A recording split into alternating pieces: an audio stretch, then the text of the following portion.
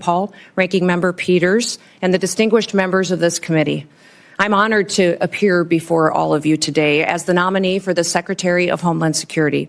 I want to thank President-elect Donald J. Trump for his confidence in my leadership and the people of South Dakota for their fantastic support throughout my time in public service. I would also like to express my sincere gratitude to Senator Kramer. He has been an invaluable resource to me throughout this process and given me much wisdom as well as insight into the thoughts and the procedures of the Senate and this body. And I'd also like to express my gratitude to Senator Thune, the majority leader of this esteemed body. He's been an advisor to me for many years as well as a friend. And I'm so grateful for the generous support of these two men and their willingness to be here this morning to speak on my behalf and to introduce me to this committee. Now, I'm a wife and a mother and a grandmother, a farmer, rancher, business person. I've served in our state legislature, in Congress for 8 years, and also a governor. I've spent my entire life in rural America. I understand what it means to work hard every single day and to build a better future for your kids and for all of our communities. I come before you today with a deep sense of responsibility and a humility as the nominee to lead the Department of Homeland Security, and also a commitment to the more than 330 Americans who we will work together to help serve and to keep safe and secure in their homes and in their communities. Now, before I proceed, I want to introduce to you my husband, Brian, who's here with me today. He is my constant 24/7 reminder of our dedication to public service and that it's not a solo effort or done alone. He has been a rock by my side, and I appreciate all of his love over so many years. I'm grateful that he's here with me today. Now, securing our homeland is a serious, sacred trust that must be relentlessly pursued and can never be taken for granted. Being safe within our borders here in America is critical, and yet Americans feel less safe than they have felt in decades. For the first time in 30 years, more than 40% of Americans are afraid to walk alone at night within a mile of their homes. President-elect Trump is going to change that. I've seen firsthand the challenges and the opportunities facing our great nation. In the 20 years since the Department of Homeland Security was formed, the nature of the threats to our homeland has grown and they've evolved.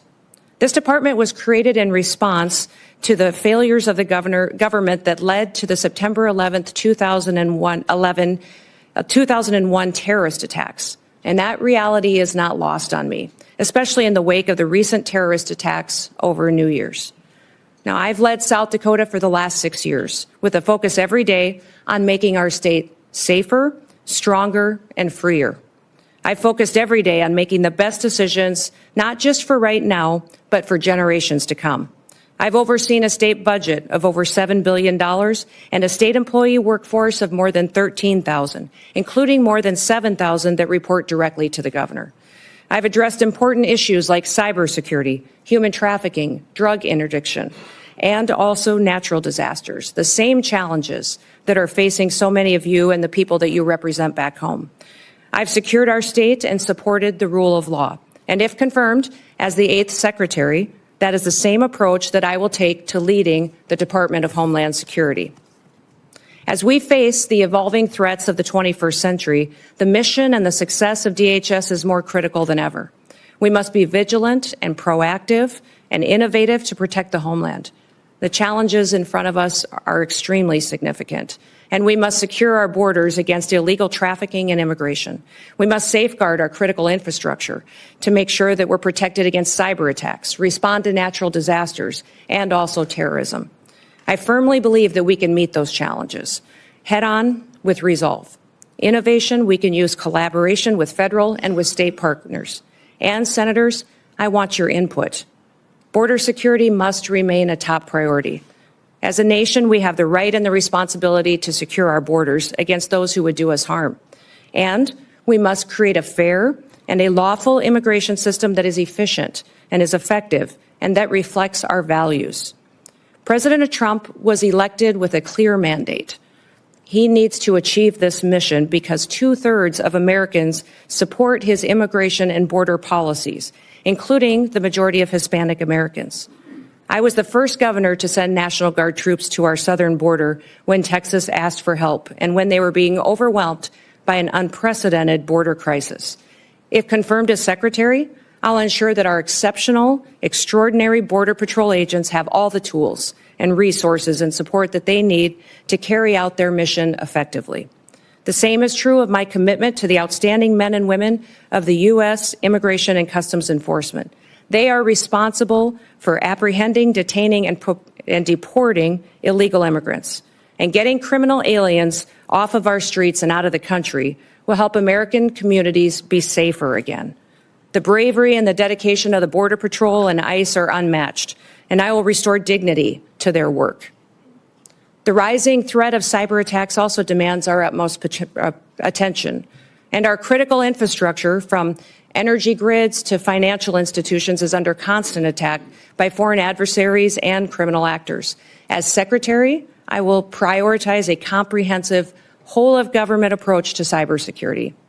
In fact, in the coming days, we have to plan bigger and think faster and smarter. I fully acknowledge that people in Washington, D.C. do not have all of the answers, and therefore I will leverage private-public partnerships. I'll advance cutting-edge, state-of-the-art technologies to protect our nation's digital landscape. And I will have a proven track record of doing this in South Dakota to back me up. I've helped make Dakota State University a global leader in cybersecurity education because we recognize the need to address this emerging threat. And I will take a proactive approach if given the opportunity to serve as Secretary. Now, President-elect Trump has been a tremendous friend to law enforcement over the years, and I will do the same in my role as Secretary. As Governor, I've worked closely with law enforcement to make South Dakota safer. I've overseen hundreds of state troopers in the South Dakota Highway Patrol, and on several occasions, I've convened groups of law enforcement from across our state to address policies that will make our people safer. In fact, while some in this country were attacking law enforcement and defunding them, we took the opposite approach in South Dakota. We recruited law enforcement officers to move to South Dakota, a state that respects their service and their sacrifice. And we revamped our law enforcement training to provide the first ever state-led, tribal-focused law enforcement training academy. I'm very proud of the work that we've done in cooperation with our tribes to help make their communities more safe. And we must remain vigilant against terrorism and against others who wish to do us harm to our country and to our great people. I'll ensure that our intelligence and our law enforcement agencies are working together hand in hand, that they're fully equipped to detect, prevent, and respond to threats from radical ideologies and foreign adversaries. This requires resources, coordination, and collaboration across all levels of government. And once again, I will seek your wisdom and I will seek your input into the months ahead. For the sake of the people that we both represent, we have to get this right. Now, I recognize that Homeland Security isn't just about prevention, but it's also about resilience. When disasters strike, as we know they will, the Department of Homeland Security must be ready to respond swiftly, efficiently, and effectively to protect the lives and the property of Americans. As governor, I've worked with FEMA in response to a dozen natural disasters in South Dakota. These have included historic floods, tornadoes, blizzards, wildfires, a derecho, and even a global pandemic. As Secretary, I will enhance our emergency preparedness and strengthen FEMA's capabilities, and we will ensure that no community is left behind and that life-saving services like electricity and water are quickly restored. As Secretary, I will oversee the Secret Service, an agency that is in serious need of reforms. We all saw the threats to President-elect Trump last year and the consequences of failure. Now, that should never happen again. And I've worked closely with my own gubernatorial protective detail, and I'm familiar with what works and what doesn't work. And I'll bring that experience towards strengthening the Secret Service once again. I'm committed to working with this committee, with Congress, and with the dedicated men and women of the Department of Homeland Security to fulfill our mission. And together, we can ensure that the United States remains a beacon of freedom, safety, and security for generations to come. So thank you for the opportunity and the honor to appear before you today. Thank you for the meetings and the time that you took in your office to discuss the department and what we can do in the future to make the American homeland much more secure.